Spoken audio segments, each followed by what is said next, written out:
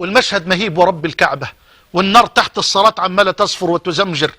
طيب يا ترى آخر واحد يمر على الصراط مين؟ تعالوا نختم به الحلقة الليلة دي.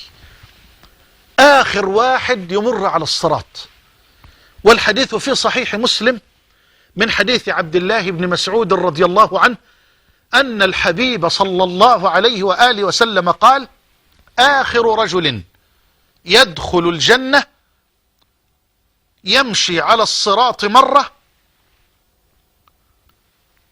وينكفئ مرة وتسفعه النار مرة. عايش الوصف النبوي الجميل ده.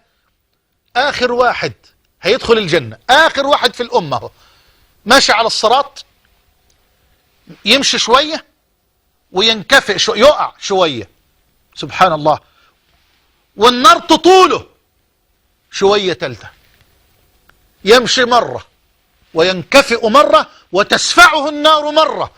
انت عايش الموقف بقلبك وعقلك وكيانك، يا الله. وبعدين ربك ينجيه، سلام. فمن زحزح عن النار وأدخل الجنة فقد فاز، وما الحياة الدنيا إلا متاع الغرور. ربنا ينجيه فيعبر الصراط، خلاص عبر، نجا. ينظر كده إلى النار من خلفه ويقول لها إيه؟ ويقول إيه؟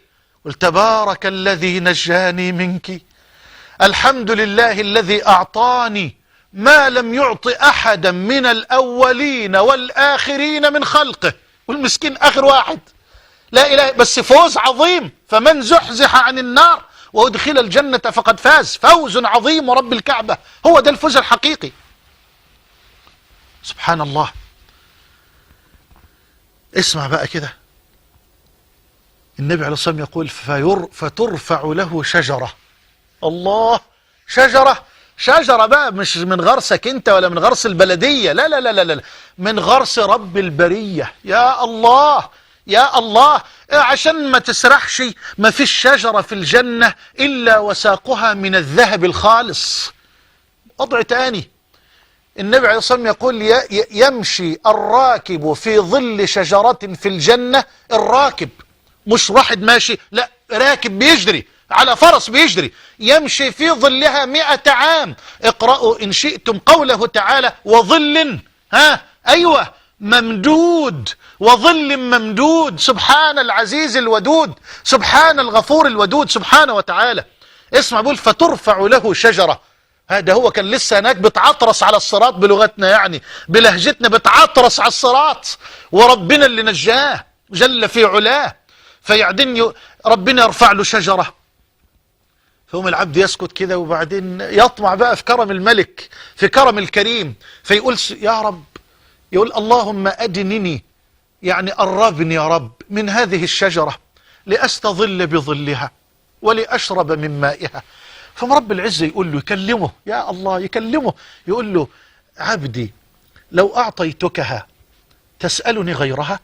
طب لو قربتك منها يعني هتسألني حاجة؟ تقول لا وعزتك لا أسألك غيرها. ويعطي ربه من العهود والمواثيق، مش هيسأل حاجة، ده كان هيقع، كان هينزل جهنم والعياذ بالله. وبعدين شجرة من شجر الجنة، لا ده نعمة كبيرة، ده رحمة عظيمة. يقول له وعزتك لا أسألك غيرها. فيقربه الله جل وعلا منها، فيستظل بظلها ويشرب من مائها. اسمع شوف النبي يقول ايه: فترفع له شجرة هي أحسن من الأولى. الله، النبي قال عبارة في غاية الرقة، يقول: وربه يعذره لأنه يرى ما لا صبر له عليه. الله، الله أكبر. وربه يعذره لأنه يرى ما لا صبر له عليه. سبحان الله. شجرة تانية بس أجمل من الأولى، فحد يسكت لكن عمال قلبه معلق: يا رب يا رب أدنني من هذه الشجرة، قربني من دي، الشجرة دي أحسن من اللي فاتت دي، أدنني من هذه الشجرة لأستظل بظلها وأشرب من مائها. فيقول الله عز وجل: يا ابن آدم ما أغدرك، في بعض الروايات ما أغدرك، ألم تعطي العهود والمواثيق ألا تسأل غير الذي سأل؟ قل وعزتك لا أسألك غير، هي دي وخلاص، مش هسأل تاني، مش ممكن أسأل تاني.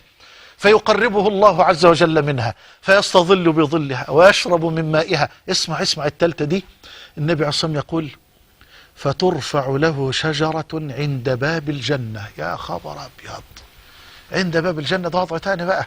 فيسكت العبد ما شاء الله له أن يسكت، وبعدين مش قادر يصبر. رب النبي يقول وربه يعذره لأنه يرى ما لا صبر له عليه، فيسكت. وبعدين يا رب يا رب أدنني من هذه الشجرة لأستظل بظلها ولأشرب من مائها. فيقول الله ألم تعط العهود والمواثيق ألا تسأل غير الذي سألت؟ قال وربه يعذره لأنه يرى ما لا صبر له عليه، فيقربه الله عز وجل منه. الله أكبر، ده على باب الجنة، نظر إلى الجنة، يا رب اجعلنا من أهلها، فيرى ما أعد الله فيها لأوليائه من النعيم. فيقول العبد هيا ربي أدخلني الجنة، أدخلني الجنة. اسمع رب العزة يقول للعبد عبدي ما الذي يرضيك مني؟ يا الله، ايه اللي يرضيك؟ انت عاوز ايه؟ ما الذي يرضيك مني؟